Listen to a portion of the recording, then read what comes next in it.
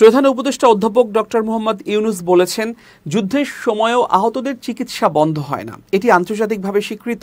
অথচ জুলাই বিপ্লবের দিনগুলোতে বাংলাদেশে তার ব্যতিক্রম ঘটেছে। আন্দোলনের সময় চিকিৎসকদের উপর হামলা ও হুমকি চালানো হলেও যারা আহতদের চিকিৎসা দিয়েছেন তারাই এই জুলাইয়ের সত্যিকারের নায়ক। রাজধানীর শাহবাগের শহীদ আবু সাইদ কনভেনশন সেন্টারে আহত আন্দোলনকারীদের সেবায় নিয়োজিত চিকিৎসক ও স্বাস্থ্যকর্মীদের সম্মানে আয়োজিত জুলাই স্মরণ অনুষ্ঠানে এক ভিডিও বার্তায় এসব কথা বলেন ডক্টর ইউনুস।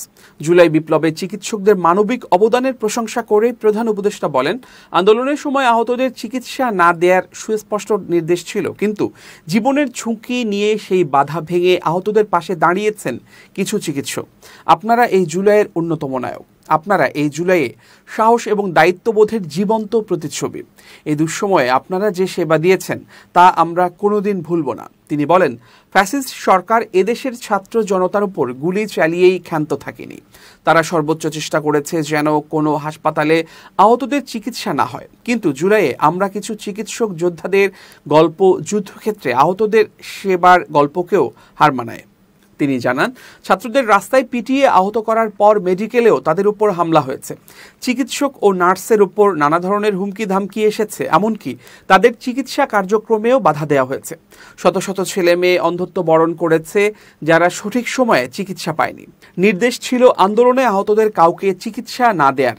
এই প্রেক্ষাপটেও যেসব চিকিৎসক আহতদের চিকিৎসা দিয়েছেন তাদের সাহসিকতা ও আত্মত্যাগের কথা তুলে ধরেন তিনি। বলেন, আপনারা নিজেরা যেমন ঝুঁকির মধ্যে ছিলেন, তেমনি আপনাদের পরিবারগুলো এক ধরনের আতঙ্ক ও ঝুঁকির মধ্যে ছিল। তবুও পাহাড়সম বাধা অতিক্রম করে মানুষের জীবন বাঁচাতে এগিয়ে এসেছেন।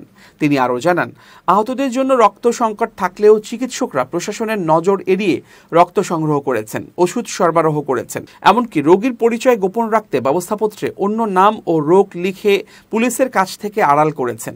অনেক প্রাইভেট চিকিৎসক নিজ উদ্যোগে সরকারি হাসপাতালে গিয়ে চিকিৎসা সেবা দিয়েছেন। আপনারা শুধু সেবা দেননি, দায়িত্ববোধ ও মানবিকতার নতুন এক অধ্যায় রচনা করেছেন।